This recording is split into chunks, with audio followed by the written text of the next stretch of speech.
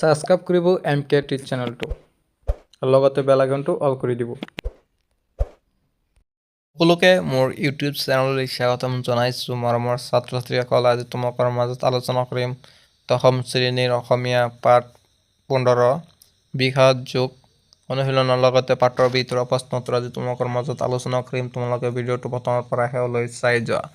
যদি এতিয়ালৈকে মোৰ চেনেলটো ছাবস্ক্ৰাইব কৰা নাই, ভিডিঅ'টো এটা লাইক কৰা নাই, ভিডিঅ'টো এটা লাইক কৰি চেনেলটো ছাবস্ক্ৰাইব কৰি ভিডিঅ'টো প্ৰথমৰ পৰা শেষলৈ চাই যোৱা। বলা ভিডিঅ'টো আৰম্ভ কৰোঁ। প্ৰথম আছে যে বাপ বিষয়ক 1 নম্বৰ চমু উত্তৰ দিয়া।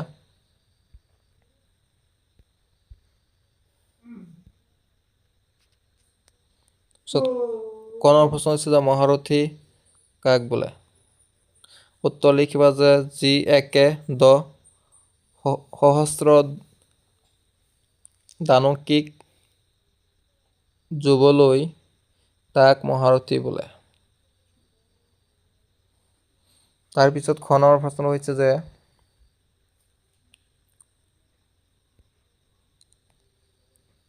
কোঁৱৰৰ বিশিষ্ট সেনাপতিসকলৰ নাম কি? উত্তৰ লিখিবা কোঁৱৰৰ বিশিষ্ট সেনাপতিসকলৰ নাম হৈছে গুৰু, দ্ৰোণাচাৰ্য, ভীষ্মকৰ্ণ, কৃপ, অগ্ৰগণী, অশ্বত্থামা, বিকৰ্ণ, সোমদত্তৰ পুত্ৰ ভূৰিশ্ৰৱা। তাৰপিছত গণৰ প্ৰশ্ন হৈছে যে সেনাপতি ভীষ্মৰ যুদ্ধোৎসৱ দেখি কি ৰণবদ্ধৰ মহাশব্দ হৈছিল?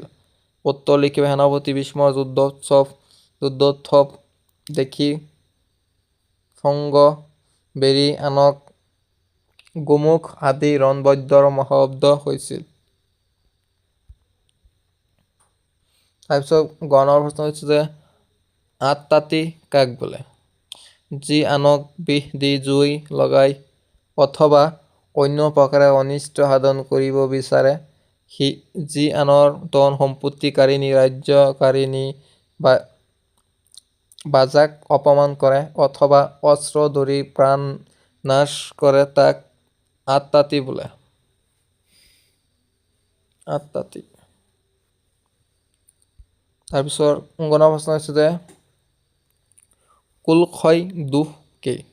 উত্তৰ লিখিবা কুলক্ষয় দোষ হ'ল কুলক্ষয় হ'লে কুল ধৰ্ম নষ্ট হ'ব, ধৰ্ম নষ্ট হ'লে অভিশিষ্ট কুলকে অৰ্ধধৰ্মই বিৰাজ কৰিব আৰু অধৰ্ম বিয়পিলে কুলশ্ৰী সব দুষ্ট হয়।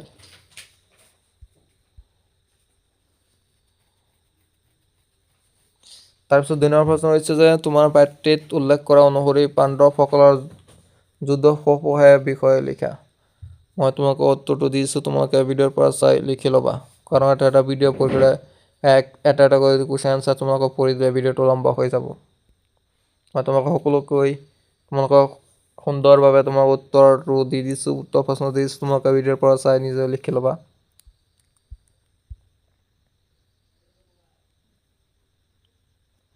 তাৰপিছত 3 নম্বৰ প্ৰশ্ন হৈছে যে অৰ্জুনে শ্ৰীকৃষ্ণক উভয় সেনাৰ মাজত ৰথ ৰাখিবলৈ কিয় কৈছিল? উত্তৰ লিখিবা কুৰুক্ষেত্ৰৰ যুদ্ধ আৰম্ভ হোৱাৰ পূৰ্বে উভয় পক্ষৰ সৈন্যই দুয়োকাষে অৱস্থান গ্ৰহণ কৰি আছিলে। তেতিয়া অৰ্জুনে শ্ৰীকৃষ্ণক উভয় সৈন্যৰ মাজত ৰথখন ৰাখিবলৈ ক'লে। অৰ্জুনে আচলতে কোনসকল বীৰৰ মাজত অৱতীৰ্ণ হ'ব লাগিব বা দুৰ্যোধনৰ প্ৰীতি লাভ কৰিবৰ উদ্দেশ্যেৰে কোনসকল বীৰ পাণ্ডৱৰ বিৰুদ্ধে তেওঁক অস্ত্ৰ ধাৰণ কৰিছে, সেই সকলোবোৰ তেওঁ এবাৰ নিজ চকুৰে চাব বিচাৰিছিল। সেইবাবে অৰ্জুনে শ্ৰীকৃষ্ণক উভয় সেনাৰ মাজত ৰথখন ৰাখিবৰ বাবে অনুৰোধ জনাইছিল।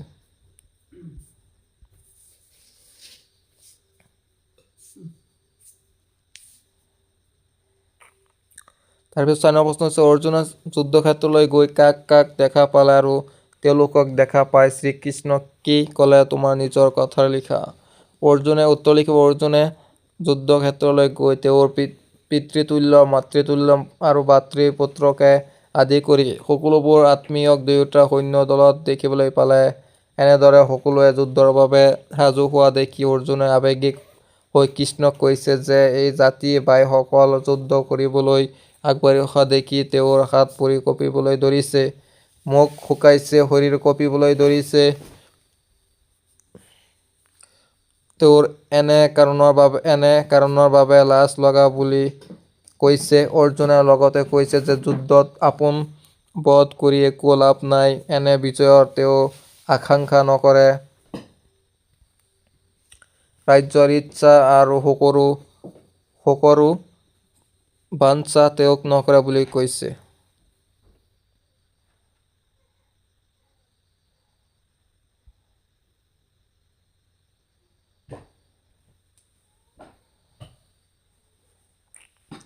তাৰপিছত ৫ নম্বৰ প্ৰশ্ন হৈছে যে কুলক্ষয় দোষক কিয় মহাপাপ বোলা হৈছে আলোচনা কৰা।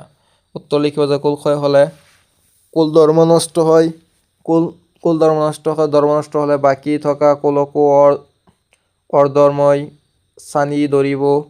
অধৰ্মই ছানি ধৰিলে কুলৰ স্ত্ৰীসকল বিপথে যাব। স্ত্ৰীসকল বিপথে গ'লে বৰ্ণসংকৰ হ'ব আৰু কুল নৰকত যাব। তেতিয়া আকৌ পিতৃসকলৰ লুপ্ত পিণ্ডসমূহ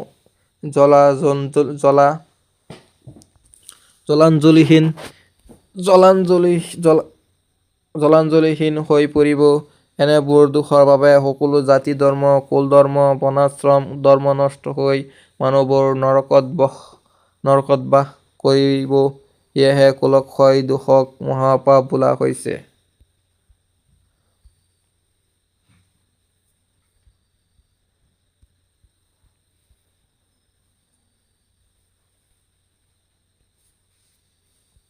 তাৰপিছত তলত দিয়া শব্দবোৰৰ একোটিকৈ সমাৰ্থ শব্দ লিখিব দিছে। উত্তৰ লিখিব নিপুণ, প্ৰাকৈত, সমীপ, নিকট বা ওচৰত, বিস্তুৰ, বহুত, সহস্ৰ, হাজাৰ, সদৃশ্য, একে, বাদ্য বাজনা, কৰ চৰণ, ভৰিত ধৰা, চৰ্ম, ছাল।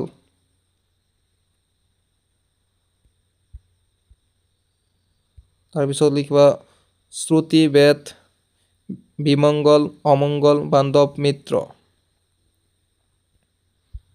তাৰপিছত ২ নম্বৰ প্ৰশ্ন হৈছে যে তলত দিয়া শব্দকেইটা আধুনিক ৰূপ লিখা।